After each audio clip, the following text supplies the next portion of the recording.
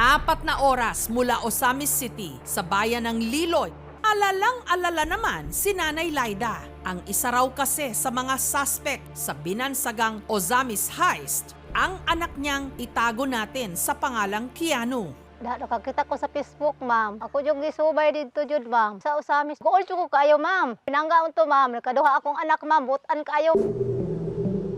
Biyuda na si Nanay Laida, kaya para may pangmatrikula sa susunod na pasukan, sumideline daw si Keanu bilang cook at operator sa peryahan sa Osamis City. Kamo to siya, ma'am. Kay pobre pa mi kayo, ma'am. Ano naman to siya amahan, ma'am. Nanarbaho siya, ma'am. Kaya po may mabuhi po siya hapong paningkamutan po, ma'am. Tumawag pa nga raw sa kanya ang anak, saktong 12:00 nitong January 1 para batiin sila ng Happy New Year. Magpadala ko ni mo og kwarta, ma'am. Kay arong ka naka po kay mahi kay diha, ma. Ana po gani ko, ayan na lang padala kay tiguma lang na diha kay ato ibayad po sa imong utang.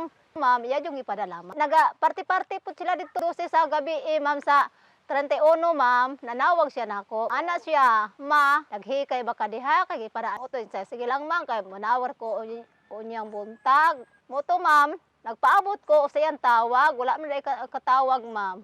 Si Nanay Laida hindi pa rin makapaniwala sa ibinibintang sa kanyang anak. Napususpikan magud siya, ma'am. Wala man tayo sala na akong anak, ma'am. Kay butan yun kayo na akong anak, ma'am. Ako yung ang gusto yun ako, ma'am. Ako yung pag-awson yun, ma'am. Kaya yung tao sa yun sala, ma'am.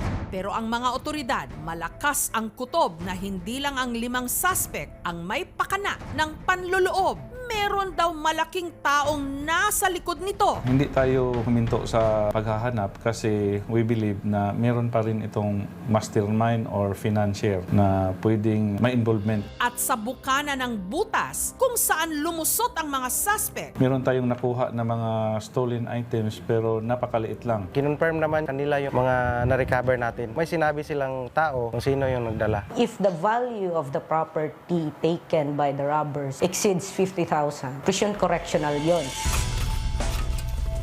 Kung ang Osamis heist, katulad ng mga napanood nating series, ang mga gumawa nito, wala kayang plinanong exit o escape plan? Totoo kaya ang teorya ng pulis na merong malaking taong nasa likod nito? Sinisiguro nilang hindi katulad sa mga palabas. Sa kasong ito, hindi mananaig ang mga kawatan.